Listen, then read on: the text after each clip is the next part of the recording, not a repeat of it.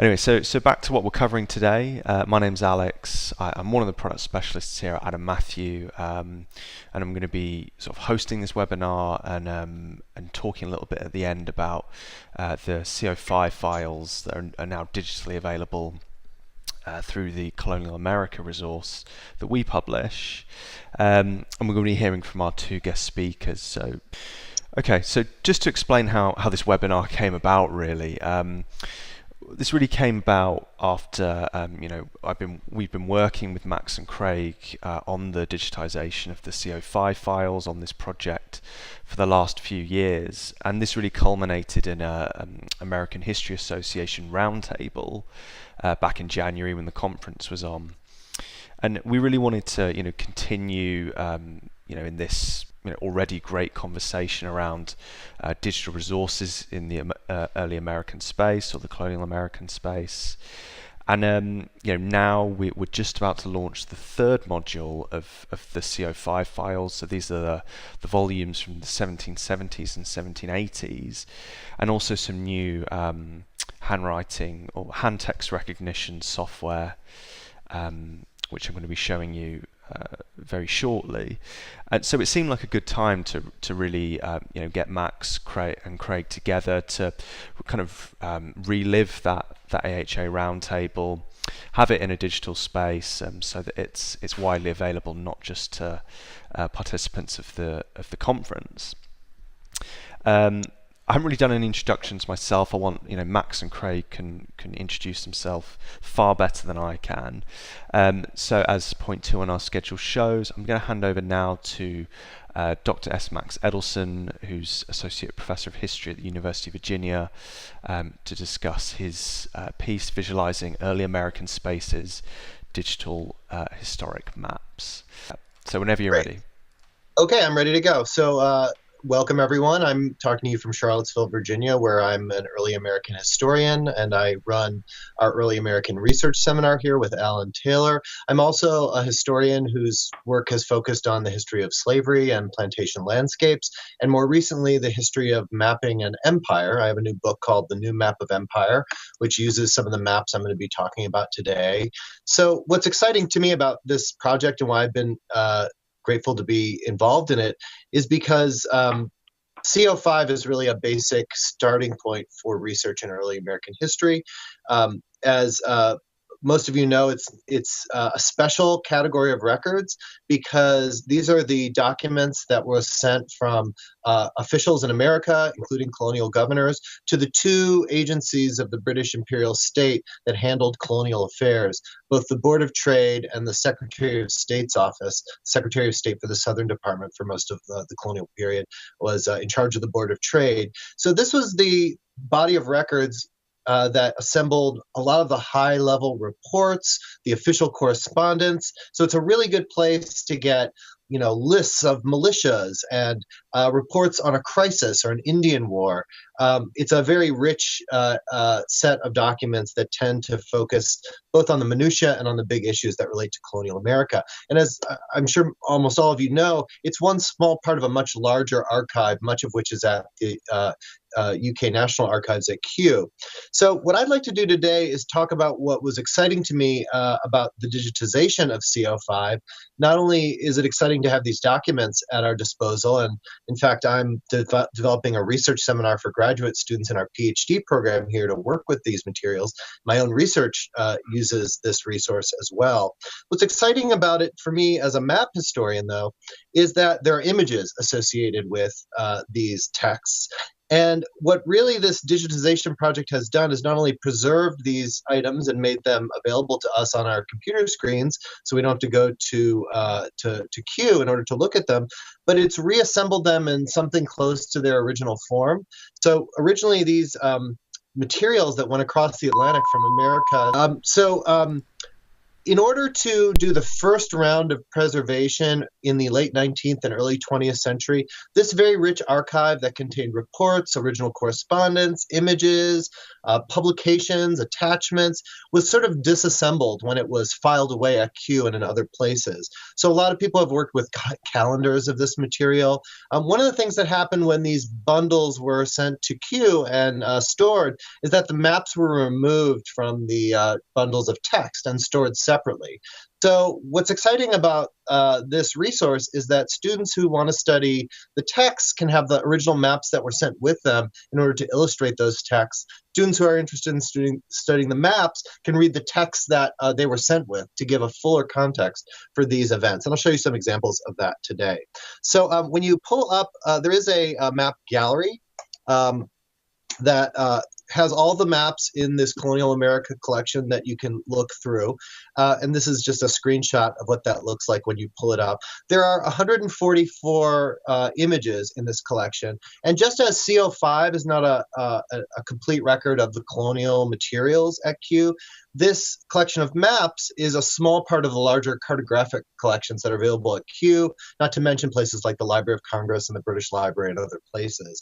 The maps that are included here are the maps that were associated with the text in CO5, and these bear the shelf marks at Kew of MPG1 and MR1. So it's a small but important sample of maps, by no means comprehensive, but that link directly to specific text. So to me, the most important thing of this collection, having the maps, is that you can understand the maps better when you read the text they were sent with. So that's sort of a general introduction about what's here. And let me talk a little bit more about the actual maps in the collection. So this is the oldest map that's in the Colonial America collection. It dates from the early 1680s. Those of you who've studied any kind of map making will know that it's a navigational chart. It's actually of a certain style known as the Thames School. This was a style of navigation chart making, inked on vellum. These are manuscript images. They were not published. And these were maps. This is a map that was really meant for presentation, but maps very much like this would have been used on board ships as sailors and ship captains in the tobacco trade, for instance, tried to navigate into the Chesapeake Bay during the course of the 17th and 18th centuries. So this is the oldest map in a collection that very much skews toward the 18th century. It was maps very much like it were collected by the Board of Trade. One that's very much like it was collected in the Blaithwaite Atlas, which is a one-volume collection of these at the John Carter Brown Library. And one of the things that a map like this tells us is that the state in the late 17th century wasn't really producing maps to run the empire. They were collecting maps that other people were producing. It was a very ad hoc affair. And this collection includes a few very early samples. And one of the things I like about the viewer that allows you to look at these maps is the high resolution map is loaded into the system, and you can zoom in and inspect some of the fine details. Here we have a very beautiful compass rose. We have the original toponyms that are hand drawn onto this map. We have the little numbers that indicate the depths of these channels for the purposes of navigation. So if you're studying or researching these maps, you can come to this resource and not only have a thumbnail of what it looked like, but actually use it as a source that you can work with, zooming in to find details. If we break down the full collection that's available here into temporal categories, you'll see that this is one of 3 maps that was included before 1700. There are a handful of maps in the first half of the 18th century, but really it's the second half of the 18th century that has the bulk of these collections. And I'll explain a little bit about why that is. So the 7 Years' War is a really important moment for map making in British America. As the British military came to America to fight this war, mostly against the French and their Indian allies, they brought a bunch of military engineers and map makers. And because this was such a vast theater of war that was largely unsurveyed, a lot of those map makers started making maps very quickly. And those maps ended up in the official correspondence that was being sent back to London in order to give information about the conduct of the war. Even before the war started, map making was a part of it. This is a manuscript map from 1753 that a young George Washington produced. He was sent by Governor Dinwiddie to go warn the French out of the Ohio River Valley. And when he finished this journey, he wrote a narrative about it that was published, and he produced this map and presented it to the governor. This map shows what he thinks is the threatening corridor that the French were opening up between their holdings close to the Great Lakes and the frontiers of Virginia. So it's very much meant to sound an alarm to British officials who would have seen it. It's meant to illustrate the text that was actually sent alongside it. So when this was opened up at the Board of Trade, they could look at the map, they could read the text, they could plan a war strategy to counter what the French were doing in America.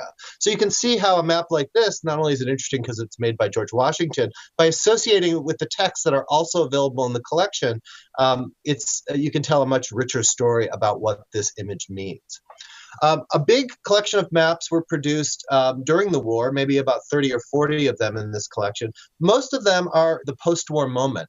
So if the British military invested a lot in mapping the war itself, they invested even more in trying to map the peace. All the new territories that were added to the British Empire in North America and the West Indies after the war were an object of discussion in Whitehall, and map making was used in order to kind of impose order on this unruly new world and to develop these new territories into viable colonies. And I know a lot about this because this is basically the subject of the book that I just wrote. So here's an example of one of these maps. You could pick a lot of different images that are like this. This is a map of the Gulf Coast port of Pensacola. This became British territory when Spain ceded the Florida colony in 1763. And so what we see here is the original outline of the stockade fort that the Spanish had built around Old Pensacola, and a new model town that British engineers were planning to make this a viable place of defense and commerce. So not only do we have maps of big areas like the one George Washington drew, but urban plans and fortification maps are an important part of this collection. And when you open up an image link for these maps, you get not only a thumbnail of the image, but a sense of where it fits into this imperial archive, the places that are covered by it, and lots of other information about the text that the image was associated with, and options to download the image and some of the text in PDF form as well. Architectural drawings are part of this as well. A lot of these images were drawn by military engineers who, in this case, were building a new barracks for officers. I believe this is from Mobile. So one of the key themes in this map collection is dreams that the British had of building new colonies and new points of defense in these North American territories. Indian diplomacy was also a major subject that these documents and these maps cover. So one of the huge objectives after 1763 was to try to create some negotiated compromise following the proclamation of 1763 so that colonies and native nations wouldn't be in a state of perpetual war. So one of the things that the Indian superintendents did, and their work here is very well documented by CO5, is they tried to negotiate boundaries with each of the Indian nations. This manuscript map, and really most of the maps in this collection are unique manuscript images that were never published. This one shows the progress of the boundary line between native nations and the British colonies up to 1768. And by zooming in on some of the details, you could see that progress had been made to trying to pacify this frontier, at least in diplomatic terms, but there was a lot of contention, a lot of blank spaces, a lot of dashed lines. So it was a very contentious process, especially in the Virginia frontier. So that's a quick introduction to the maps in this collection. But what I would, I guess, say by way of conclusion is that if you or your students are interested in doing research with cartography in this era, CO5 is a really good place to start. It has some really unique content that you won't find anywhere else. But if you're anything like me, you can't rely on just one resource in order to find the maps you're looking for. So we're really in a new, what I hope will be a kind of golden age of looking at the history of cartography to understand colonial America. And there are lots of other sources out there. The Library of Congress has an enormous quantity of published and manuscript maps that relate to this era.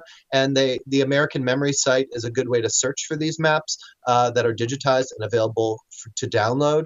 The David Rumsey Map Collection is a private nonprofit collection that also makes thousands of maps available for download. They have an excellent interface that allows you to work with it. And if you're interested in a broad search for what might be available online, there's a website called Old Maps Online that aggregates lots of different places, including the British Library, Rumsey, the Library of Congress, into one search engine. So you can just draw a bounding box around one place in the world, set your time parameters, and it will return the results from lots of different collections. And I have to say, although it's the least elegant solution to this problem of doing map research, good old Google image search is the way I find a lot of maps I need, especially if I know something about them, when they were produced, who drafted them. It's a good way to find a lot of smaller archives and repositories that you wouldn't ever think of that have really excellent collections that can help you with your research. And the last thing I'll say about this is that I am interested in this not only to look at the maps and to teach with the maps, but I want to use new visualization tools to present a new kind of digital humanities scholarships with this maps. I've developed a tool called Map Scholar, but there's lots of other tools, StoryMap, Cardo, lots of other tools that will allow you to take this content and visualize it. So the kind of work I do now with digital maps is not just about looking at the maps, but about using these digital resources in order to tell us a new story about history. And I know Alex is going to be saying more about the new handwriting recognition technology. I'm excited about learning more about this myself. So one of the things I think, by way of conclusion, I can say is that this resource really allows us to get to the original documents in their original form with all the pieces reassembled together. And so by being able to use some of the digital tools like text searching to work with the original documents and not a typescript of them, we allow ourselves and our students to get access to the authenticity and legitimacy of those documents. So I think it's a pretty exciting moment to be doing colonial history because of tools like this. And I'll just wrap it up there. I'm happy to answer questions later. All right, brilliant stuff, Max. Thank you very much. I'm just going to grab the screen share back. And I'm just going to head over now to our holding slide for our second speaker today, which is Dr. Craig Gallagher. He's the visiting assistant professor of history at Boston College. All right. Well, thank you, Alex, and thanks to Max for a wonderful presentation on his love of maps. I should say he mentioned his book, but he's being very modest. I pulled it out of the library this morning and had a chance to leaf through it. It really is a wonderful study, and I highly recommend it to anybody who's interested in this topic further. It's really the first place you should go after this presentation if you want to know more. I would say that Max also set me up very well to talk about what I want to discuss today, which is a little bit more of the textual side of the archive rather than the visual. I am a researcher into British colonial history in the 18th century with an emphasis on social networks founded by merchants and religious figures. So one of the things I work a lot with is correspondence and connecting correspondence networks around the Atlantic world, and it ends up being a more textual study than a lot of what Max was talking about today. But CO5, of course, is an incredibly valuable resource for this because a lot of the figures in my story, while they may not be writing personal letters to the government, they appear in petitions together, they appear in government records, either in positive or negative ways, sometimes, in situations where they're advocating for some kind of reform, or to be blunt, sometimes they're pulled up on various charges that they have done something illicit. And it ends up being an invaluable resource for connecting those people to one another as well. When I gave this talk in January at the American Historical Association, one of the goals was to talk about the logistical side of research, and particularly how CO5 really changed my experience as a graduate student in history. I'm teaching at Boston College. I'm actually calling you from Boston today. I also got my PhD here, and one of the things that was really important to me as a scholar of the British Empire and as somebody who uses a lot of digital resources from that are based at the National Archives in London, as Max mentioned, is thinking about the logistics of research and the ways in which digitization really transformed my experience and could transform our experience going forward. I very much agree with Max when he says that we're in a new era of colonial history. One of the reasons I think that is because one of the biggest challenges as a student of history, as a graduate student of history, is sometimes gaining the time and frankly the financial resources necessary to access materials that are critical to your research interests. I was a little on the lucky side of things as a graduate student. I was based in Boston, one of the best regions in the country in the United States for access to manuscripts and historical records. So a great deal of my work was done locally, and I was able to get access to materials here. But for the most part, this talk was based on conversations I'd had with less lucky colleagues, people whose location was perhaps less fortuitous in terms of available resources on their doorstep, and whose trips to other parts of the United States, and especially to London, became a huge part of what they were doing as scholars. And I should say that as well, my situation was actually pretty great, because I was able to take advantage of an inbuilt time off a research year as a graduate student to go and do my work in the UK, sort of unfettered by the usual teaching and concerns that sort of dominate graduate life in the United States. But that said, I have colleagues in situations a little bit less fortuitous who I often think of when I talk about this subject. I mentioned the teaching aspect of it. One of the things that the graduate career, as some of you will know, really expects of its graduate students is to spend time in the classroom developing as TAs and sometimes as instructors of record. And then, like professors, we often find ourselves compressing our research into summer and winter breaks, where we can get access to the manuscripts we need for our research directly, by going to the UK to do archival work, by going to New England or New York or California or wherever your research happens to take you. Max mentioned the John Carter Brown Library, another great resource that people spend a lot of time in the summer. In some respects, a lot of this logistical challenge to research was mitigated by the advent of digital photography.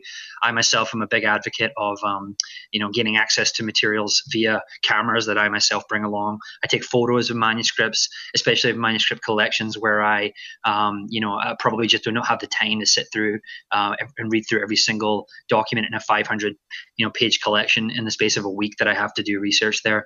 So the idea that you can take photographs and take those documents back with you to your home office and look through them at your own leisure was definitely a big part of how the logistics of archiving changed digitally for a lot of people. But of course, half the battle is still getting access to those archives, having to go to Providence, having to go to London, and even further afield to get access to the pictures. And so you still face the logistical challenge of squeezing time in summer and winter breaks. I should add as well that a lot of this depends on external funding. Most graduate students do not get access to monies to by definition, to go and do this research. It's something they have to win via awards. The same is true, of course, for younger faculty, as I'm finding out this year.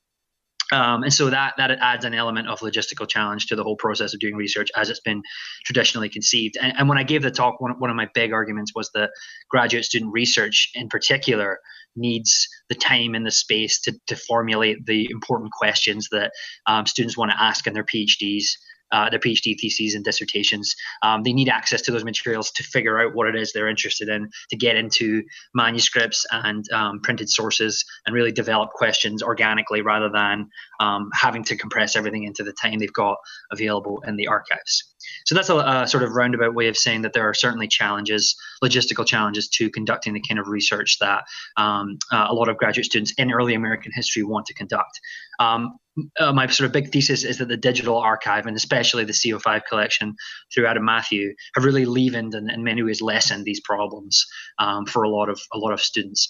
In my case, I taught quite a lot of classes at Boston College. It's kind of a traditional understanding of BC that we do have fairly active teaching agendas as graduate students, and so finding the time to get to the archives during the year was just nigh impossible at times in semesters where I had those expectations to deal with. We also had to do things like design classes, work as graders on the side, obviously write and research for classes that we were taking. So getting access to things like CO5, especially the critical government records that really underpinned a significant portion of my dissertation via this digital archive was transformative for me. Again, a lot of my work is correspondence, so being able to kind of leaf through documents where it's not as immediately obvious to me of their utility. I can't tell you how many manuscripts I've read that just got nowhere near my dissertation. I read them and thought to myself, okay, this isn't useful, move on. The time to do that was time spent in my carrel, in my office, in my department, where I could go through this sort of at my leisure. Of course, it was quite a bit of work, but the emphasis on the time being my own and not feeling the pressure to make use of the funding, to find places to stay, to worry about flights, really took a lot of pressure off the exploratory part of the research project I was developing. As I'm moving forward with my dissertation into a book and thinking about future research projects, I'm even more persuaded that having the time to explore these digital resources helps the formation or the development of these new projects more fully. It helps you to flesh out the ideas that you might have. It helps you to work with the materials that are going to be relevant to your project and get closer to the sort of historical questions that are really pressing in this period. Thinking about big picture ideas like, in my own case, empire, the nature of migration, of religious persecution, and of political struggle in the 18th century. These are the sort of big picture questions that having the time to really work through the materials in these collections made possible. And I know from other examples where I didn't have the same kind of access, there is a tendency to focus in on what you think you know going in, and you don't get the chance to really develop the sort of research questions that you might hope to get if you had more time. And generally, it allows for more patient and careful research by students, and especially for graduate students where so much pressure rides on that project. Getting the PhD and getting a job and moving on in the historical profession. I think allowing for that patience, allowing for that time to take care with what you're looking at is critical. And I've become a huge advocate as a result of university departments that have graduate students, that have PhD students, providing their students with access to this kind of material, being able to ensure their graduate students can access resources like the CO5 papers, like the other great Adam Matthew resources that I've used in my projects as well. There's a number of implications here, I think, for how graduate research, graduate programs are constructed to ensure that access to digitized records is something that students get in a way to strengthen both their projects and also their chances of success in graduate school. And so, as I say, I tend to think of the graduate student timescale as well when I think about how long it took me to get from entering as a bright-eyed master student and leaving as a PhD student. Digital resources help alleviate some of the time it takes for graduate students to get out of school, in part because you're not worrying about putting everything off to the summer. You could potentially do research in year when you're teaching. And it also really, as Max sort of hinted at, and I think really productively, it also influences your own teaching as well. I think, not only using these resources as researchers, but also finding ways to bring your students into the conversation, to teach your students how to access this kind of material, for them to use it and construct their own projects, and for you to integrate not only the wonderful maps that Max was outlining, several of which I have used in my own classrooms to sort of indicate, historical representations of places, especially borders, as he hinted at, but also just thinking about how students get access to original documents, how we could transition from using transcribed examples of historical records, so written in what you might think of as modern English, and getting students direct access to the manuscript, learning not only the cartography of these maps, but also how to manage reading early modern script that may be a little bit more unintelligible to them, getting access to the physical, or as close to the physical copy of important documents as they've been able, as you can imagine, in places, for example, that aren't Boston, where you don't necessarily have the chance to send them off to an archive to do a little bit of their own research in person as well.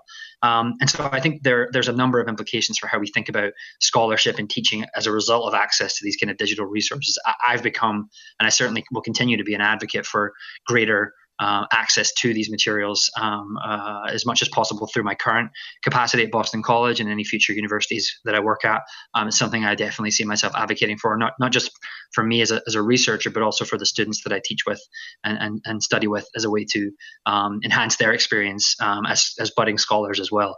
I'll just touch, as a sort of by way of conclusion, on the possible downsides. I've definitely had conversations with colleagues, and the great audience Q&A we received at the American Historical Association meeting, where issues were raised about things like the physical experience of being in the archive, of going through documents that you don't necessarily know what you're going to find when you get in there, and finding out as you're leafing through things collected by certain archivists for certain reasons, as opposed to searching databases to try and find one specific thing you're looking for.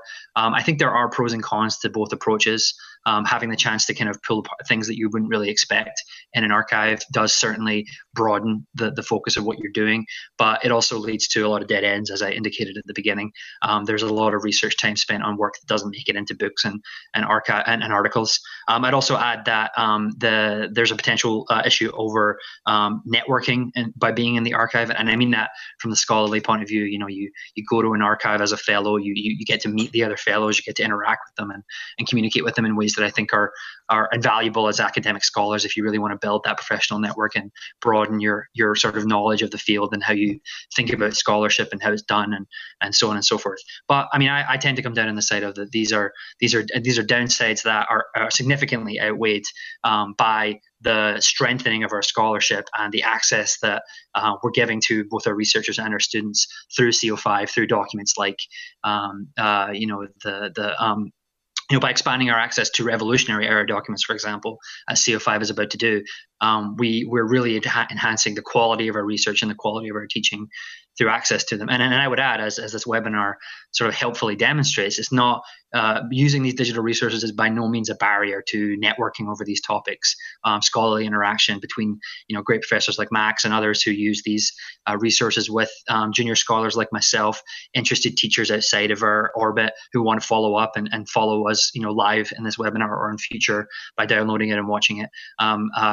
Digitization is sort of a way to network, as we all know, as much as anything else. So I definitely fall down on the side of I think these resources help us in many respects, and a lot of what we supposedly lose, I think, is outweighed significantly by the advantages for researchers and teachers who are using these resources for the first time. So going forward, I see myself being a considerably enthusiastic advocate for further digitization. I think we're in a great moment for the study and teaching of early American history, and I think it can only improve and enrich how we think about our field going forward in the next couple of years.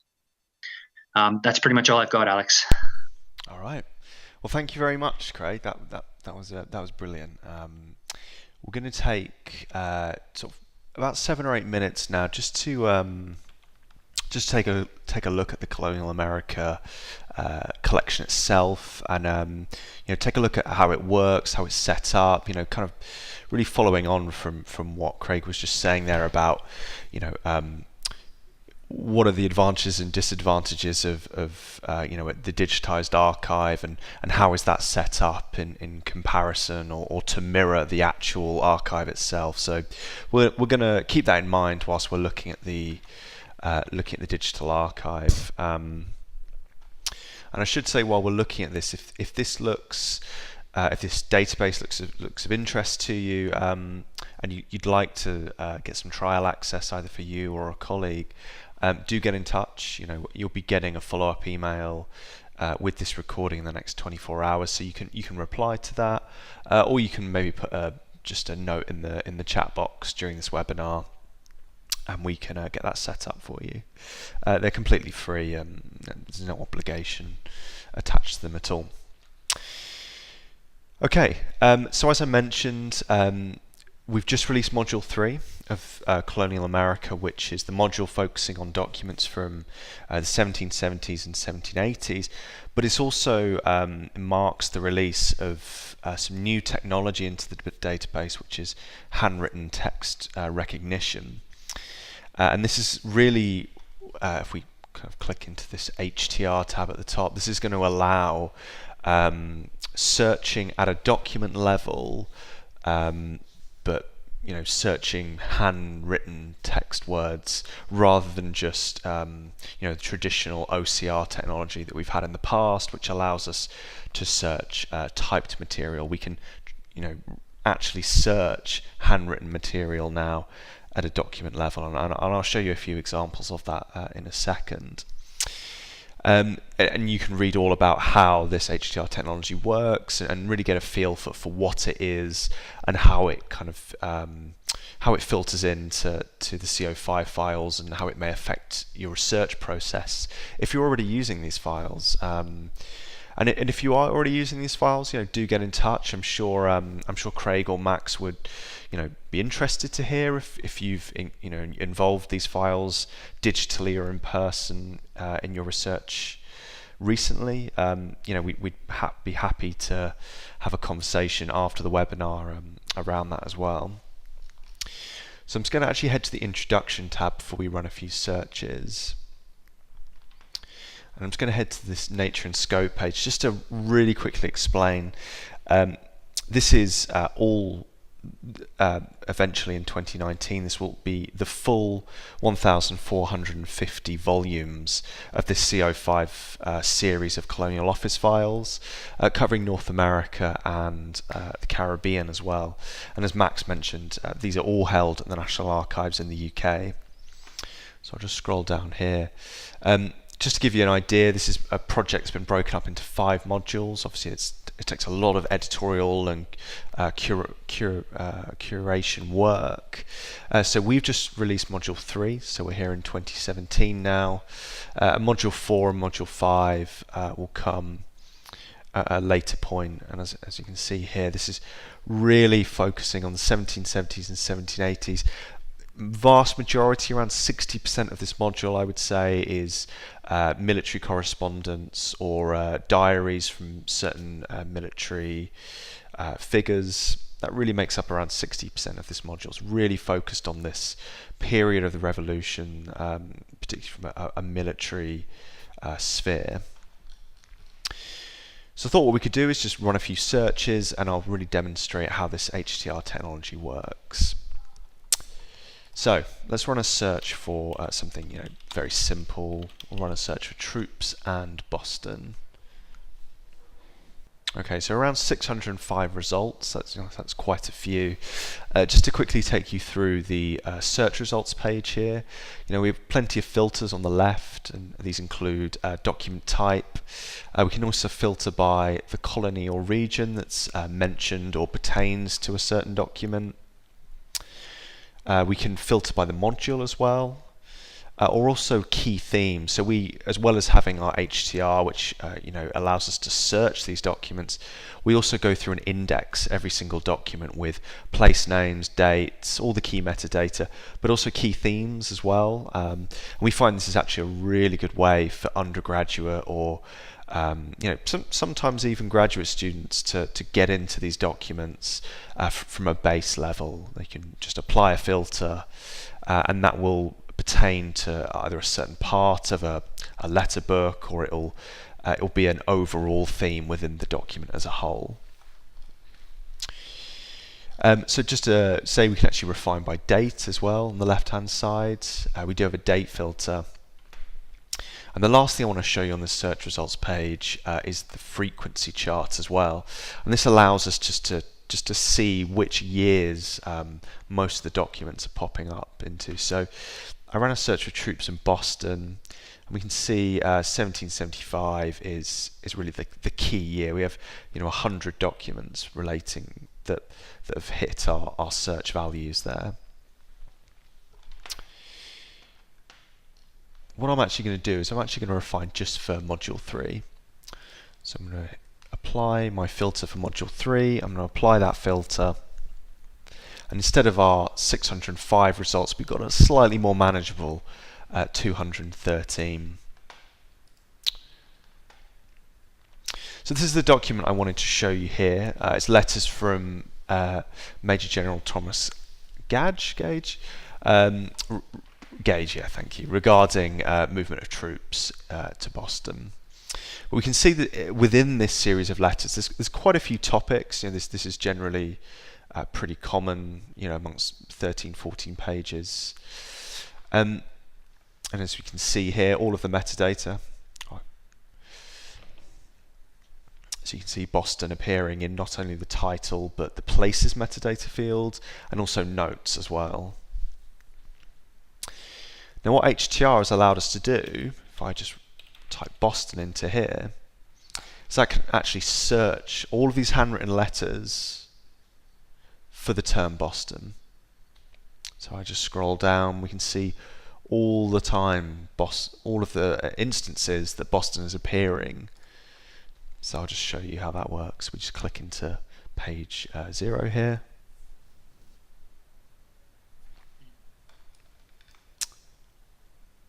I'll just make this full screen. there we are, Boston highlighted on the page. This is hopefully really going to change the way that a lot of these bundled series of letters, these volumes are searched. We can search at a document level. If I just come out, I can move through this letter book now, hitting the next hit button, which I'm just hovering over here, and that's going to show me all the instances of the term Boston within this letter.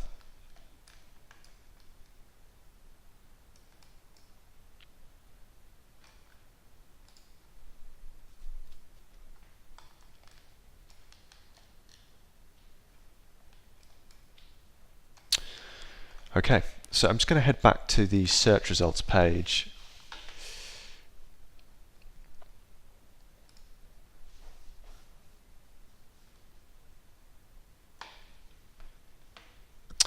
Okay, and let's just run one more search. I've realised we're just about out of time, so I'm going to run another sort of revolution-based search. So we'll run a search for battle and Concord.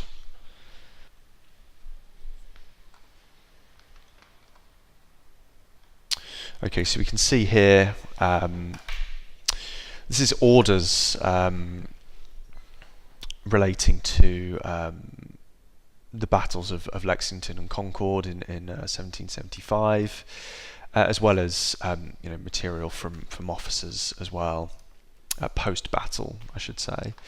As I mentioned, we have two battles being referred to here, so I could just run a search for Concord and find all the instances that the battle itself is mentioned and any material relating to that specific event. Again, I've run that search and I can just go through all of the hits again.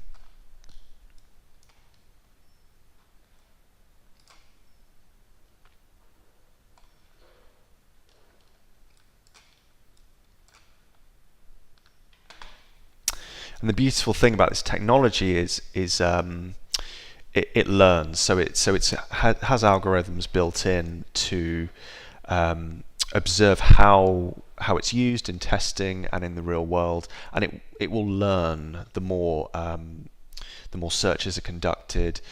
And I think this is particularly relevant to not professionally scribed letter books like we've looked at so far, but maybe memoranda, notes, any kind of scribblings. There's going to be a slight bit of difficulty in the start there about searching what we term scrap notes, really. But as the technology learns, even those small notes, maybe it's some tiny handwriting on the back of a map or a drawing, that will become searchable as well. So not just professionally scribed, but hopefully all cursive handwriting within this CO5 class. And lastly, I mentioned I was going to try and loosely link into Craig's discussion. And I just wanted to show you under the Documents tab at the top here, where my mouse is, we do list all of the volumes with their archival reference as well. So if you've been to Kew or you've been to London and you've been working this material in the flesh, you should be able to use those archival references. Any index notes that you've made, they will translate into finding that material again in the digital archive. So we try and replicate that research experience, albeit we can't do that to the full extent as Craig has highlighted, and there's plenty of debate around that. But we do include those archival references, and do get in touch if there's anything that seems slightly amiss. We're always looking for feedback as well.